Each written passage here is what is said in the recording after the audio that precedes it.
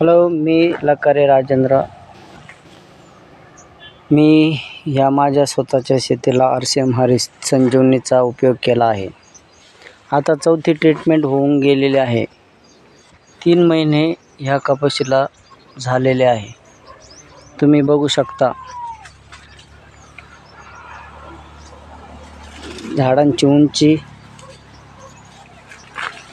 4 treatment झाल्यानंतर मी 15 दिवसांनी RCM fruit special याचा उपयोग केलेला आहे. बघू शकता. आता त्या साईडला घुसता येत नाही.